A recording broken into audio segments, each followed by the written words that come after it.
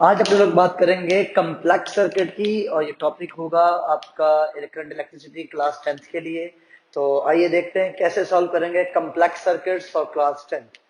तो for example अगर मैं मान लेता हूँ मेरे पास यहाँ पर एक सेल, ठीक है, यहाँ पर लगा दिया एक रेजिस्टेंस, ठीक है, यहाँ लगा दिया एक रेजिस्टेंस और इस रेजिस्टेंस के साथ अपने लोगों ने कनेक्ट कर दिया एक वोल्ट मीटर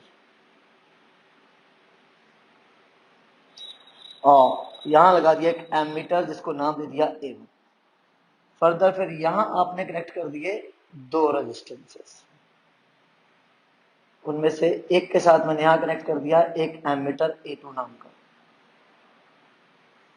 ठीक, और यहां पर भी एक रेजिस्टेंस लगा देते हैं, ठीक है। कॉम्प्लेक्स सर्किट्स 10th क्लास के लिए आईसीएससी या सीबीएसई दोनों ही बोर्ड्स में ही आ सकते हैं। और यहां कनेक्ट कर दिया आपने एक की सपोज, ठीक है। अगर सर्किट ड्रॉ करने के लिए आ जाए तो याद रखिएगा हमेशा एमीटर और वोल्टमीटर का कनेक्शन बैटरी के साथ कैसा होता है। तो किसी भी सेल के अक्रॉस आपका वोल्टमीटर कैसे लगता है, पैरेलल में लगता है। तो ध्यान से देखिए वोल्टमीटर इस 4 ओम के रेजिस्टर के साथ कैसे है, पैरेलल में, ठीक। अब भाई वोल्टमीटर के भी पॉजिटिव और नेगेटिव टर्मिनल होते हैं। जैसे आपको सेल के तो भाई देखने से पता चल जाता है ये पॉजिटिव ये नेगेटिव, बट वोल्टमीटर का पॉजिटिव नेगेटिव कैसे पता चलता है। तो मैं आपको बता दूं, वोल्टमीटर, एमीटर, गैल्वेनोमीटर, इनके ऊपर दो टर्मिनल्स होते हैं, एक पॉजिटिव और एक नेगेटिव। पॉजिटिव नेगेटिव हमें कैसे पता चलता है, तो वो कलर कोडिंग करी जाती है उस पॉजिटिव और नेगेटिव टर्मिनल की। एक होता है आपका रेड स्ट्रिप का और एक होता है आपका ब्लैक स्ट्रिप का। जो रेड स्ट्रिप का होता है वो पॉजिटिव होता है, जो ब्लैक स्ट्रिप का होता है वो नेगेटिव होता है। तो आपने सिंपली क्या करना है, वोल्टमीटर का जो रेड स्ट्रिप है जो कि पॉजिटिव है उसको कनेक्ट कर दीजिए आपके बैटरी के पॉजिटिव के साथ, ठीक है। और नेगेटिव जो ब्लैक स्ट्रिप है वो कनेक्ट कर देना है किसके साथ, बैटरी के नेगेटिव के साथ। यही सेम केस आपका एमीटर के साथ है, पॉजिटिव नेगेटिव वही रेड और ब्लैक। तो पॉजिटिव आपका इस केस में किसके साथ कनेक्ट होगा, पॉजिटिव के साथ, और नेगेटिव किसके साथ कनेक्ट होगा, नेगेटिव के साथ। कोई भी इलेक्ट्रिकल अप्लायंसेस आप चाहते हो कि वो अच्छे से काम करे तो उसका कनेक्शन प्रॉपर होना चाहिए। ये रीडिंग नहीं देगा अगर इसका टर्मिनल आप उल्टे कनेक्ट कर दोगे, ये रीडिंग नहीं देगा, ठीक है। आप नोटिस कर लेना इसके अंदर जो नीडल होगी वो इधर जाने के बजाय वापस जीरो से पीछे जाने की कोशिश करेगी अगर आप इसका कनेक्शन उल्टा कर दोगे, ठीक है। सिमिलरली ये एमीटर A2, इसका पॉजिटिव ध्यान से देख लीजिए पॉजिटिव के साथ और नेगेटिव ध्यान से देख लीजिए नेगेटिव के साथ, ठीक है। अब अगर मैं बात करूं तो इसको मैं मान लेता हूं 8 ओम का, ये 6 ओम का, इसको मान लिया मैंने 2 ओम का, ठीक है, और इसको मान लीजिए 12 वोल्ट की बैटरी।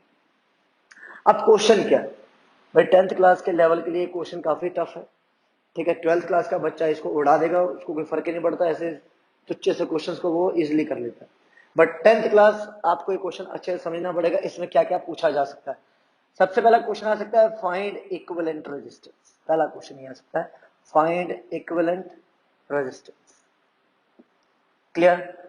दूसरा क्वेश्चन इसमें जो पूछा जा सकता है find reading of volt metre, volt meter की उन्होंने कहा रीडिंग पता करिए कितनी है भाई, ठीक।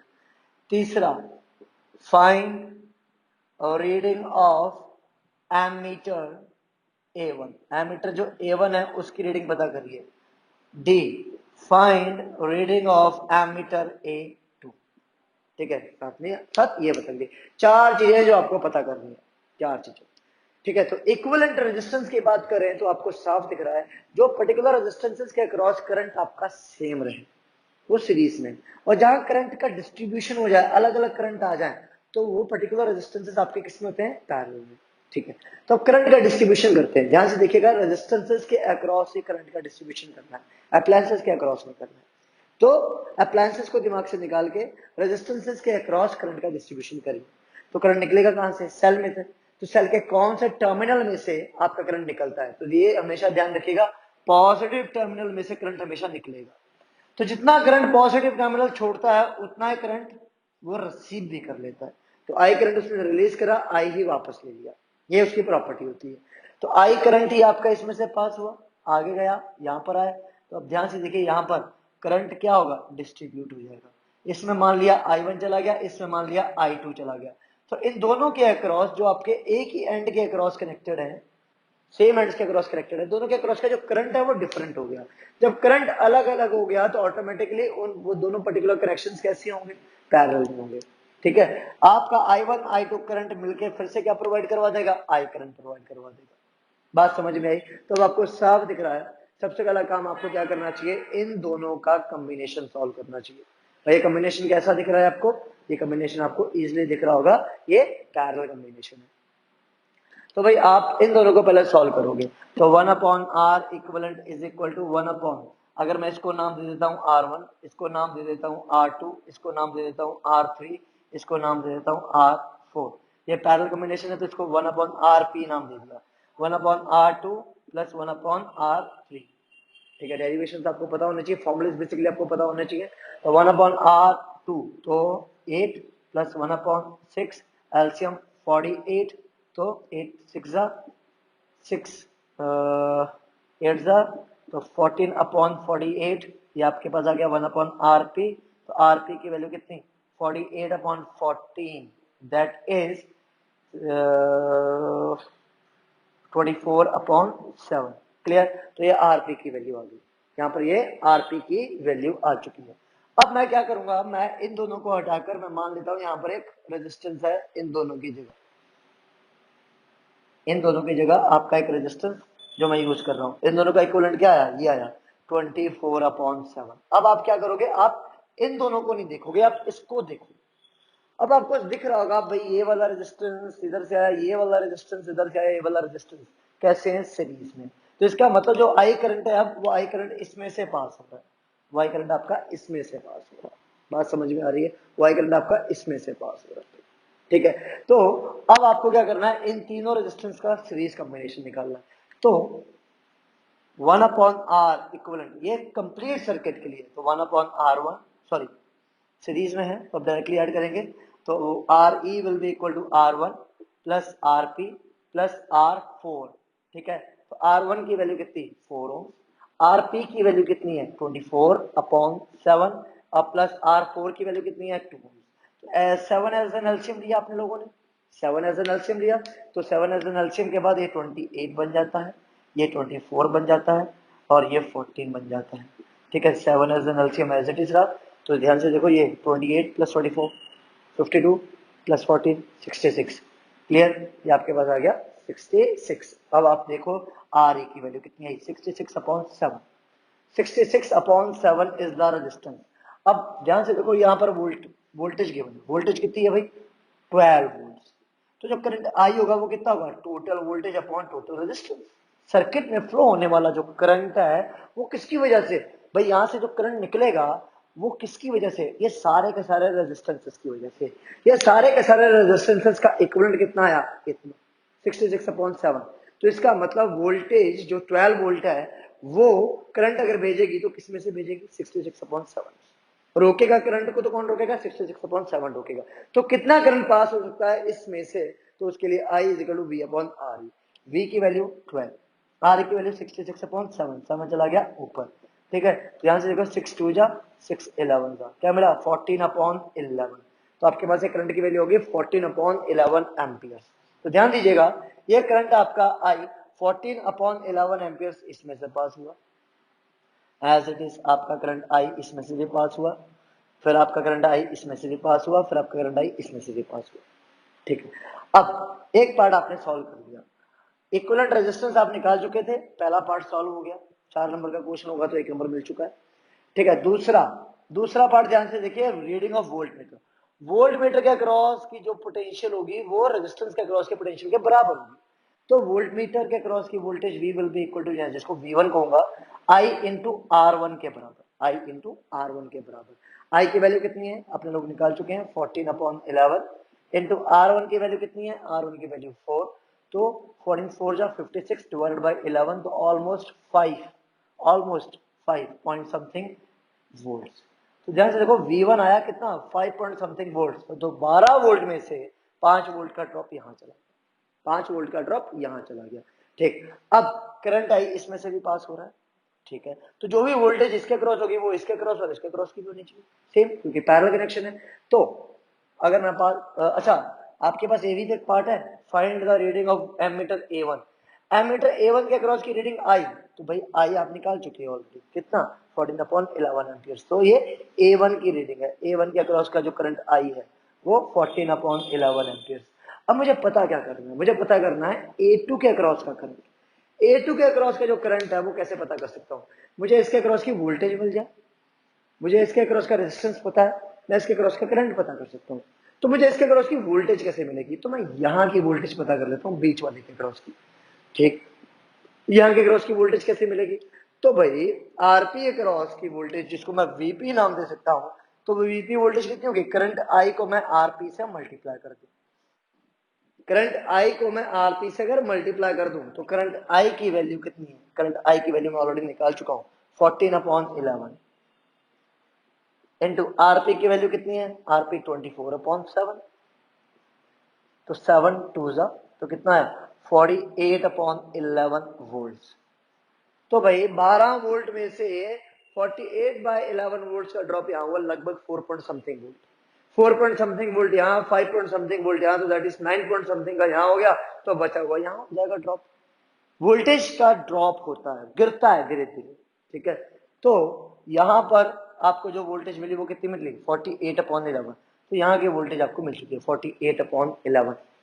तो वही वोल्टेज जो यहाँ पर है वही यहाँ होनी चाहिए, वही यहाँ होनी चाहिए, तो यहाँ का हमें करंट चाहिए था A2, तो A2 current that is I1 current की अगर मुझे वैल्यू चाहिए तो मुझे इसके क्रॉस की वोल्टेज जो कितनी है 48/11 डिवाइडेड बाय इसके क्रॉस का रेजिस्टेंस दैट इज 8, तो क्या मिलता है 48/11 इंटू 8, तो 8 6 तो 6/11 एम्पियर्स का current, I1 is equal to 6/11 amperes का करंट। तो देखो 14/11 एम्पियर्स में से 6/11 जाएगा इधर, रिमेनिंग 5/11 चला जाएगा।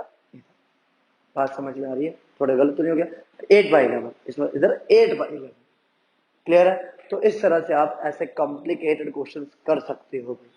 देख लीजिए एक बार जल्दी से, कोई दिक्कत हो तो कमेंट बॉक्स में जल्दी से लिख दीजिएगा। एक क्वेश्चन मैं और देने जा रहा हूँ।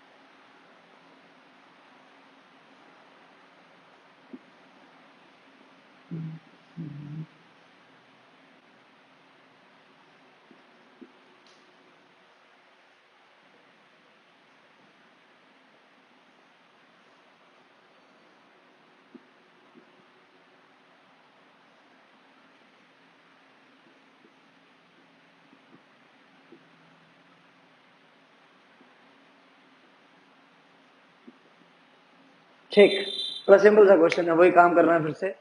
फाइंड इक्विवेलेंट रेजिस्टेंस, सारा का सारा equivalent resistance, reading of volt meter इसके क्रॉस की reading, find the reading of ammeter A1 इसके क्रॉस की reading, find the reading of ammeter A2 इसके क्रॉस की रीडिंग, ये क्वेश्चन। तो भाई पॉज करो वीडियो, ट्राई करिए, आंसर्स कमेंट बॉक्स में लिखिए, उसके बाद सोल्यूशन देखिए जो मैं करवाऊंगा। कर लिया, चलिए ठीक है, कर लिया तो बहुत अच्छी बात है, आप लोगों ने अच्छी तैयारी करी हुई है, और नहीं करा तो प्लीज एक बार देख लीजिए कैसे करेंगे इसको। मैंने क्या कहा, जब भी इक्विवेलेंट रेजिस्टेंस निकालना हो तो अप्लायंसेस जो लगे हुए हैं साथ में आपके इंस्ट्रूमेंट्स, उनको दिमाग में से हटा दीजिए, तो आपको ये सर्किट कुछ ऐसा दिखेगा। देखो ये सर्किट कुछ ऐसा दिखेगा,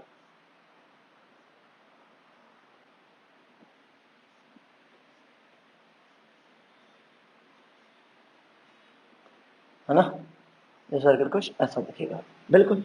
तो 2 ओम 2 ओम 4 ओम 2 ओम 2 ओम 4 ओम 2 ओम, ये 2 ओम, ठीक है, ये 10 ओम। तो ये आपको क्या दिख रहा है, 2 ओम 2 ओम और 4 ओम आपके कैसे कनेक्शन में है, सीरीज कनेक्शन में है। तो आपने क्या करा, आर एस सीरीज में जो है उन सबको ऐड करा, 2 + 2 + 4 कितना आया 8 ओम। तो सर्किट आपकी रिड्यूस हो गई, कितनी रह गई, समथिंग इतनी, बस रिड्यूस होकर सर्किट कितनी रह गई, इतनी, ठीक है। ये 8 ओम हो गया, ये 2 ओम और ये 2 ओम। अब क्या दिख रहा है भाई, यहां से अगर कोई भी करंट आई जाएगा इधर आके वो डिस्ट्रीब्यूट हो जाएगा, तो I1 मान लिया इसमें चला गया, I2 मान लिया इसमें चला गया, तो I1 I2 अलग अलग करंट, दो अलग अलग ब्रांचेस में, तो वो कैसे कनेक्शन में होंगे, पैरेलल कनेक्शन में। तो इन दोनों को अगर मैं सॉल्व करता हूं तो 1/RP is equal to 1/R1 plus 1/R2, तो 1/2 प्लस 1/2 एलसीएम 2, 1 प्लस 1, तो कितना, आरपी की वैल्यू कितनी आ गई, 1 ओम। तो ये सर्किट अब कैसा मिल जाएगा, तो ध्यान से देखो, ये 8 ओम, नीचे आपका एक रेजिस्टेंस 1 ओम का, यहां लगा दिया आपने एक सेल, ठीक है, और वो उसकी वैल्यू कितनी थी, 10 वोल्ट्स, ठीक। तो अब आपके पास जो नेट रेजिस्टेंस होगा, इक्विवेलेंट रेजिस्टेंस 8 ओम प्लस 1 ओम, क्योंकि करंट यहां से जो जाएगा वो डिस्ट्रीब्यूट नहीं होगा, सेम रहेगा। करंट जब सेम रहेगा तो वो कनेक्शन कैसा, सीरीज, तो 8 प्लस 1 कितना आ गया, 9 ओम। तो पहली चीज सॉल्व हो गई, फाइंड द इक्विवेलेंट रेजिस्टेंस, 9 ओम आ गया। अब आपको क्या पता करना है, find the reading of volt metre. भाई वोल्ट मीटर की जो रीडिंग है ये वाली अगर आपको पता करनी है, तो इसमें से निकलने वाला करंट जो आई है वो इसमें से पास होगा, ठीक। तो कहने का मतलब A1 की रीडिंग पहले पता कर लो, क्योंकि करंट आई इनटू यहाँ की पर्टिकुलर रेजिस्टेंस अगर मैं मल्टीप्लिकेशन करूंगा तो मुझे यहाँ की वोल्टेज मिल जानी चाहिए। तो करंट आई की वैल्यू कैसे मिलेगी, तो current I will be equal to total voltage upon total resistance RE। Voltage 10, RE की वैल्यू कितनी, 9, तो ऑटोमेटिकली इतना करंट है जो फ्लो करेगा इस सर्किट में, 10/9 एम्पियर्स। तो भाई यहाँ की पर्टिकुलर वोल्टेज, तो वोल्टेज देखो कितनी होगी, current I into resistance 4 ohm, current I 10/9, resistance कितना 4, कितना आया 40/9 वोल्ट्स। तो भाई 10 वोल्ट में से 40/9 वोल्ट की वोल्टेज का ड्रॉप यहाँ, कुछ यहाँ पर भी होगा, कुछ यहाँ पर भी होगा, कुछ यहाँ पर भी होगा। तो इसका आंसर निकाल चुके हैं, इसका भी निकाल चुके हैं, इसका भी निकाल चुके हैं, बचा लिया, ठीक। अब भाई जो भी करंट आएगा यहाँ पर डिस्ट्रीब्यूट होगा, बट हमने क्या करा हुआ है, इन दोनों की जगह एक ही रेजिस्टेंस माना हुआ है, कितना था वो, 1 ओम। तो ये 1 ओम का रेजिस्टेंस है, करंट कितना है, करंट कितना है, 10/9। तो यहाँ का जो आरपी आपका है, इसके अक्रॉस की वोल्टेज वीपी कितनी होगी, current I into RP. Current I की वैल्यू कितनी है, करंट आई की वैल्यू 10/9, ठीक।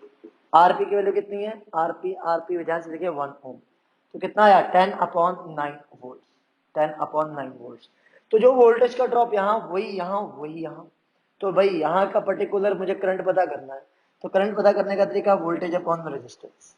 तो यहाँ की वोल्टेज कितनी है, यहाँ की वोल्टेज अपने वो ने क्या निकाली, 10/9, यहाँ का रेजिस्टेंस कितना है 2, तो कितना आ जाएगा 20/9 ओम्स। तो ये पर्टिकुलर रेजिस्टेंस है जो हमें निकाल ली थी, क्लियर है।